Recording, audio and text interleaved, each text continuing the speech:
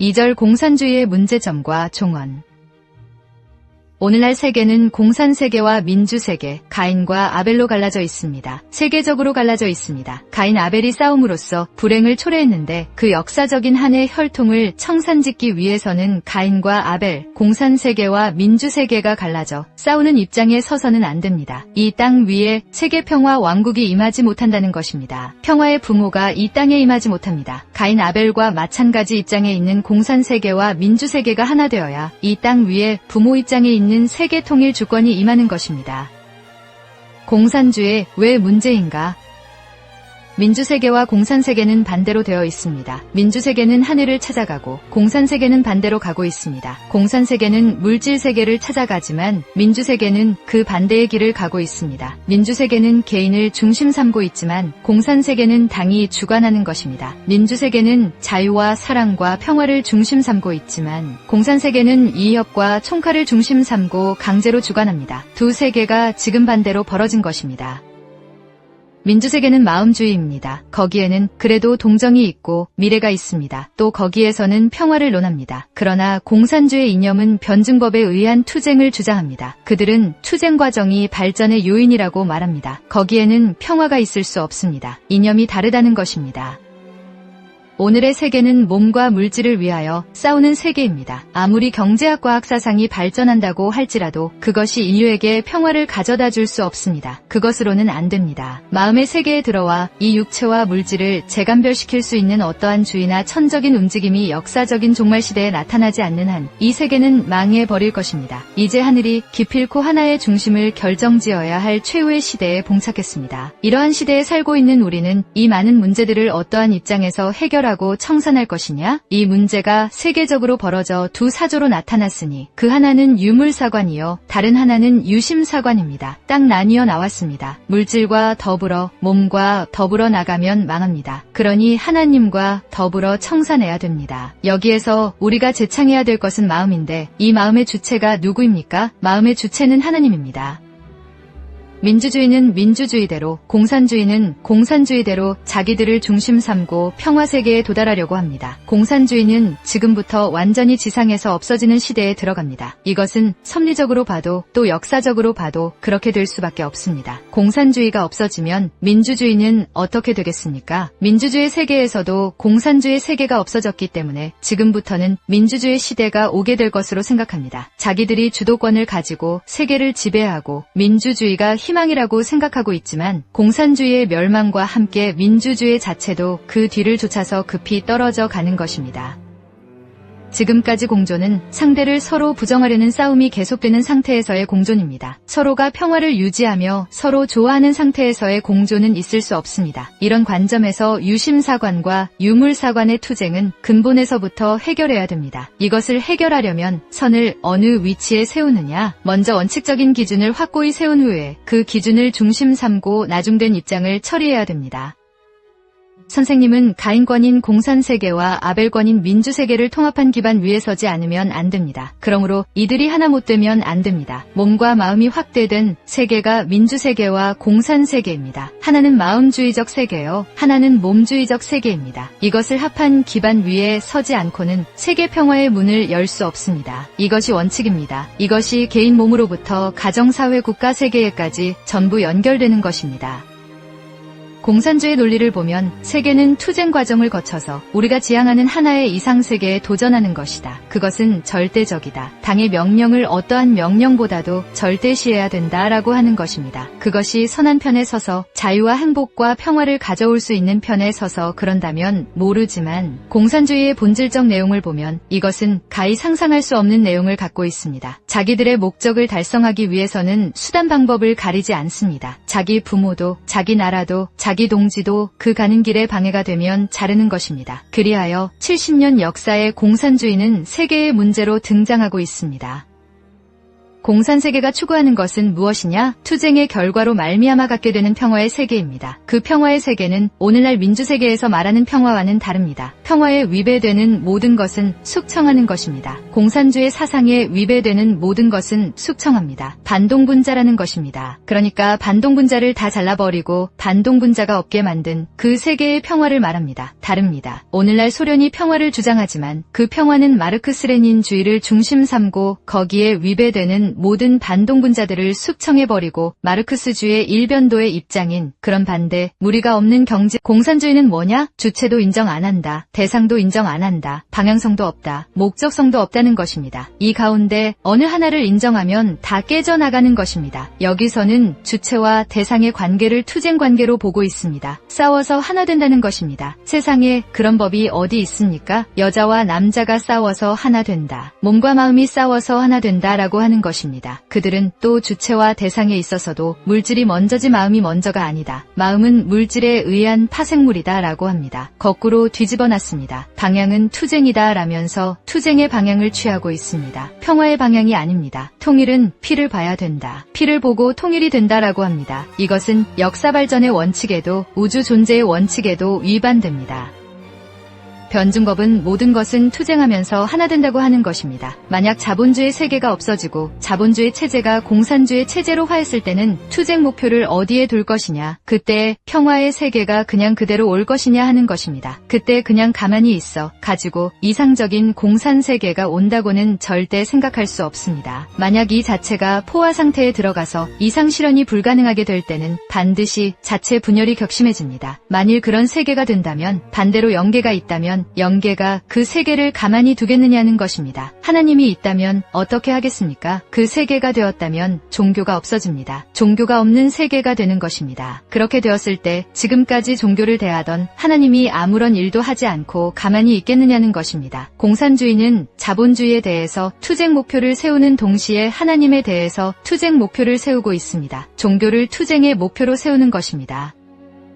공산주의가 말하는 평화는 우리와 개념이 다릅니다. 어휘적 전술을 활용하고 있습니다. 평화하면 우리 자유세계, 민주세계 사람들은 서로가 의견이 다르고 주장이 다르고 목적 방향이 다른 입장에 있더라도 서로 화합하여 하나를 이룰 수 있는 기준을 찾아 나갑니다. 그것이 평화입니다. 그렇게 하나 된 것이 평화라고 보는데 공산세계는 아닙니다. 프롤레타리아, 독재 정권 앞에 반대하는 모든 반동분자는 완전히 제거해버리고 거기에 상대적으로 나타나지 않는 기준에 선 평화입니다.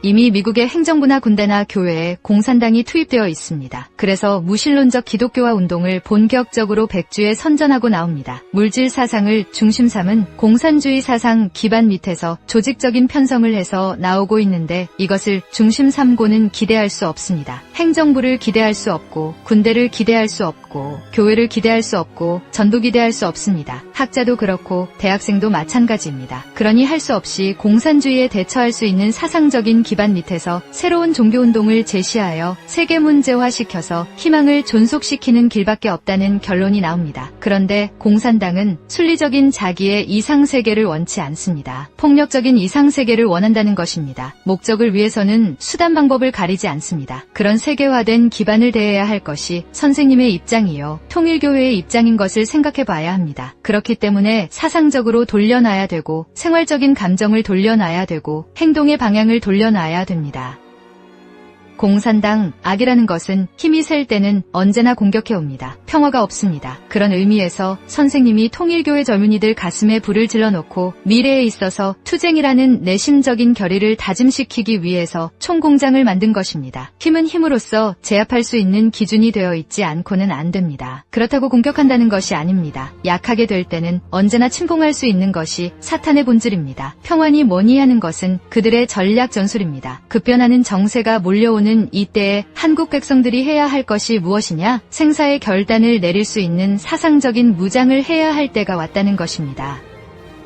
유물론을 중심 삼은 공산주의가 어떻게 나왔습니까? 그것은 역사적으로 물질밖에 모르는 이 몸의 투쟁적 내연을 확대시켜 세계적으로 결실시켜 놓은 것입니다. 그것이 유물론적 세계관입니다. 또 유심론, 오늘날 민주세계는 마음과 몸이 싸우는 데 있어서 마음 편으로 열매 맺어 세계적으로 결실한 그러한 실정으로 나타난 것입니다. 이것이 지금 세계 문제로 대치하고 있습니다. 언제나 몸이 마음을 치고 끌고 다니듯이 끝날에는 유물, 물질주의가 마음주의를 침범해서 쏟아져서 사망의 구렁텅이로 몰아넣을 수 있는 위험천만한 수위를 넘고 있습니다. 이렇게 볼 때 21세기에 세계의 통일도 필요하지만, 하나의 세계나 평화의 세계도 필요하지만, 내 마음속 깊이 통일과 평화를 가져올 수 있는 단 하나의 방안을 어떻게 찾아내느냐? 이것이 문제의 동기입니다. 이것이 기원이 되어 있기 때문에 여기에서부터 해결짓지 않으면 모든 것이 수포로 돌아갑니다. 오늘날 세계 정세의 상황을 살펴볼 때 공산주의자들은 세 가지 형태의 전쟁을 벌이고 있습니다. 그것은 사상전정보전 선전전입니다. 미국은 크고 강대한 국가이지만 공산주의자들과 싸워 이길 수 있는 확실한 정책 방법을 갖고 있지 않습니다. 미국의 위정자들은 공산주의자들과 맞서서 싸우기를 꺼린 나머지 후퇴와 양보를 거듭해 나왔습니다. 그렇기 때문에 미국과 인접한 중남미 국가들이 공산주의자들의 조종을 받아 미국의 자유와 평화를 위협하는 단계에까지 이르고 말았습니다. 만일 공산주의자들이 미국의 통치권을 잡는다면 여러분은 어떻게 하겠습니까? 그들이 지금처럼 여러분에게 자유와 평화를 보장해 줄 것 같습니까? 선생님은 그러한 불행한 사태가 미국에서도 발생할 가능성이 있으며 그러한 징후는 이미 세계 도처에서 나타나고 있음을 확신합니다. 중남미 여러 국가들은 선생님과 그의 사상만이 미래의 희망이라고 인식하기 시작했습니다. 이제 통일교회 신도들은 미국을 설득하고 이해시켜야 합니다.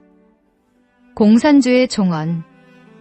선생님은 공산주의가 73년을 못 넘긴다는 것을 천리를 통해서 알았기 때문에 기다리고 또 기다려왔습니다. 김일성하고 소련의 정보 당국이 1987년 12월까지 선생님을 암살할 계획을 완료했습니다. 그런 사실을 미국 정보국을 통하여 통고받았습니다. 1987년 일본의 적군파 25명이 뉴욕에 투입되었다가 붙잡혀서 실토한 사실입니다. 그런 소련이 통일교회의 진리를 알아보고 나서 이것이야말로 대단한 것이며 소련의 새로운 희망을 줄 수 있는 진리란 점을 알게 된 것입니다. 선생님은 스위스 제네바에서 열린 세계평화교 수협의회를 중심 삼고 1985년 8월 15일이 되기 전에 소련의 멸망을 선포하라 라고 했습니다. 350명의 세계 학자들과 소련 연구 전문가들을 모아 소련은 멸망하지 않을 수 없다는 것을 선포해버렸습니다. 그런 조건을 세우지 않으면 소련이 내려갈 수 없습니다. 선생님은 공산주의를 종식시키기 위해서 소련 제국 멸망이라는 주제로 1985년 세계평화교 수협의회를 중심 삼고 대회를 했습니다. 이때 소련은 승승장구하던 시기였습니다. 1985년에는 미국을 인수하겠다는 것이 소련의 프로그램이었습니다. 그때 카플란 박사가 덴버리 교도소로 찾아와서 소련 제국 멸망이라는 말을 노골적으로 하지 맙시다. 메이비, 그러지도 모른다는 말을 넣읍시다 라고 건의했습니다. 그래서 선생님이 소련 제국이 5년 이내에 망하면 어떡할 거야? 책임질 거야? 두고 봐 라고 해서 그대로 한 것입니다. 그랬는데 5년 만에 망했습니다. 싸워서 발전하는 것은 없습니다. 싸우면 반드시 둘 다 떨어져 내려갑니다. 투쟁에서 발전한다는 공산주의는 73년을 못 갔습니다. 선생님은 벌써 1950년대부터 예언했습니다. 공산주의가 73년을 넘으면 내 손가락에 장을 지지라고 했습니다. 딱 73년 만에 깨끗이 망했습니다. 싸움을 조장하는 사람은 반드시 현재의 기준을 파탄시키는 것입니다. 전락시키는 것입니다. 투쟁 개념이라는 것은 발전적 동기가 없습니다. 현재 이상의 기반을 못 닦아놓습니다. 선생님은 사상적인 체제를 중심 삼고 40년 동안 싸워왔습니다. 공산당이 망하기 때문에 공산당을 버리게 될 때는 뭘 잡겠습니까? 공산당을 적극적으로 반대한 것을 붙잡는 것입니다. 그것밖에 붙들 것이 없습니다. 그것이 전환시대의 팻말이 아닐 수 없다는 것입니다. 그렇기 때문에 자유세계가 그렇게 반대했고 공산세계가 그렇게 반대했지만 조금도 거침없이 지금까지 싸워 나온 것입니다. 또 모스크바에 가서 공산당은 망한다고 들이죄기고 하나님을 소개했습니다. 소련이 앞으로 하나님을 찾아가기 위해서는 선생님이 말한 그 기준을 중심 삼고 찾아야 됩니다. 지금까지 일합종교라든가 기성종교의 관과는 근본적으로 다릅니다. 하나님을 현실적 생활의 중심으로 등장시켜 놓았다는 것입니다. 그런 면에서 역사적인 선언을 한 것입니다. 초이념, 시대의 비전. 1대는 물론 10대 혹은 100대, 1000대, 더 나아가 인류의 종지조상으로부터 앞으로 올 수많은 후손까지 길이길이 감사할 수 있는 주의 사상이 이 땅에 나올 수 있다면 그 사상으로 말미암아 세계는 정복되는 것입니다. 과거의 수많은 성인연철까지도 감사감격할 수 있는 그 무엇이 있다면 영계도 협조하게 됩니다. 그리고 이 시대 수많은 인간도 그런 사상과 이념이 있다면 감사감격하지 않을 수 없을 것입니다. 그것이 지금 시대에 끝날 것이 아니라 과거로부터 현재, 미래까지 세계까지 연결될 수 있음에 틀림없습니다. 그런 내용을 우리가 탐지해 볼 때 이것이 무엇으로 그럴 수 있겠느냐? 이런 관점에서 통일교회가 특별히 주장하는 것은 심정입니다. 역사를 종합해보면 로마 교황청을 중심으로 한 신본주의도 실패하고 인본주의인 민주주의도 실패하고 물본주의인 공산주의도 실패했습니다. 그래서 신본주의, 인본주의, 물본주의를 전부 합할 수 있는 초국가적 초이상주의적인 세계가 있으면 어떨 것이냐 하는 생각을 하게 되는 것입니다. 그것을 종합할 수 있는 사상적 체계가 필요함과 동시에 종교적 체계가 융합된 하나의 길이 절대 요구되는 시대권으로 넘어가고 있습니다. 그러니까 사상도 필요하지만 종교주의도 필요합니다. 신을 중심 삼은 인간 이상의 것이 필요하기 때문입니다. 인간 가지고는 안 됩니다. 세계 역사의 모든 정치적 취향이 이런 방향으로 넘어가기 때문에 여기에 통일교회가 그것을 통합하기 위한 방편적인 길을 모색해서 발표하는 것이 두익사상입니다. 앞으로는 공산세계도 아니고 민주세계도 아닌 새로운 세계가 나와야 합니다. 우리 마음을 위주로 한 하나님을 존중하는 세계가 이 땅에 나타나야 됩니다. 사망의 몸을 넘어서 우리 마음이 갈구하는 소망의 세계가 이 땅에 나타나야 한다는 것입니다. 그때가 바로 우리가 갈망하는 평화의 왕국 시대요. 통일교인들이 말하는 지상천국 시대입니다.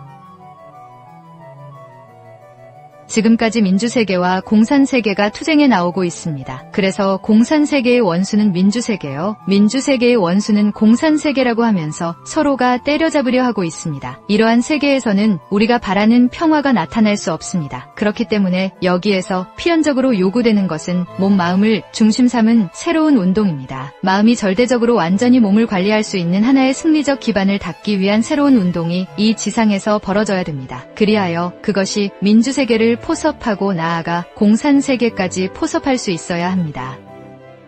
왜 좌익이 나오고 우익이 나왔느냐? 우익 좌익이 나오게 된 기원이 어디냐? 그것은 정치가들이 그렇게 하고 싶어서 붙인 것이 아닙니다. 역사적 탕감노정을 재현시켜 이것을 벗어나지 않고는 예수님의 해방이 벌어지지 않기 때문입니다. 우익과 좌익, 바라바까지 한꺼번에 예수님 앞에 무릎을 꿇고 당신만이 영광의 승리자여 최후의 승리자라고 찬양할 수 있는 세계가 되어야만 평화의 천국이 계문됩니다. 역사의 진전 과정을 두고 볼 때 종교 통일운동과 승공운동을 하지 않을 수 없습니다. 종교 통일운동과 공산세계와 자유세계 통일운동을 했다는 증거를 남기는 것입니다. 오른발에는 원리, 왼발에는 승공이론을 중심 삼고 통일사상의 사람으로 서서 나 여기 있소 라고 하게 될 때 하나님의 아들이 되고 거기에서 새로운 이상, 지상천국이 시작됩니다. 선생님은 지상천국을 행진해 가는 것입니다. 하나님이 어떻게 되었느냐고 물으면 선생님은 모든 것을 끝냈습니다. 우리도 역시 평화의 세계를 원했습니다. 라고 대답할 것입니다.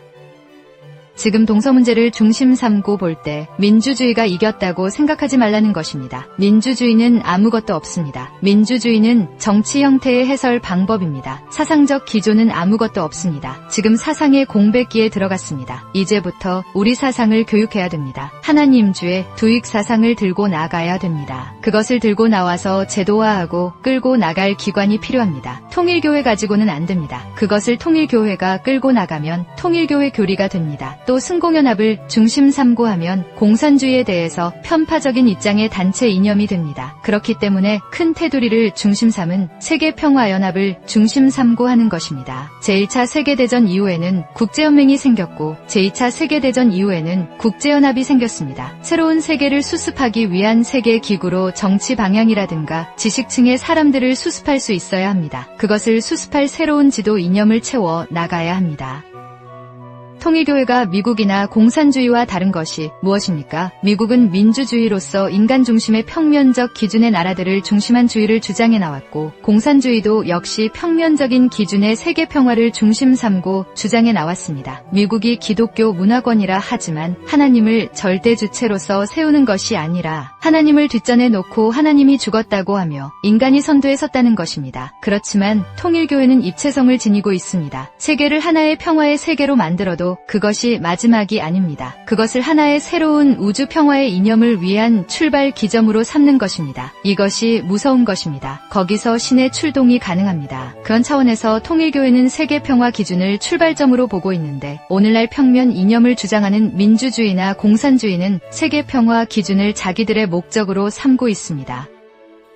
공산주의나 민주주의는 형상세계의 평안이 형상세계의 자윤이 하는 것을 찾아 나가지만 성상세계의 평화와 자유는 모르고 있습니다. 형상은 변할지라도 성상은 변하지 않습니다. 형상적으로 언제나 변화가 있을 수 있지만 변질할 수 있는 길은 없습니다. 형상적인 변화 형태를 취하면 발전하는 것입니다. 그러나 본질적인 변화는 있을 수 없습니다. 성상은 변하지 않기 때문입니다. 성상과 형상이 합할 수 있는 기준으로 볼 때 통일교회는 지상평안이 지상통일이냐는 개념을 성상세계를 향해서 출발하는 기점으로 봅니다. 오늘날 이 세계는 형상세계의 평화와 자유를 논하지만 그것을 중심 삼고 우리는 성상세계를 바라기 때문에 자유세계의 종착점이 성상세계를 향한 출발점이 된다고 봅니다.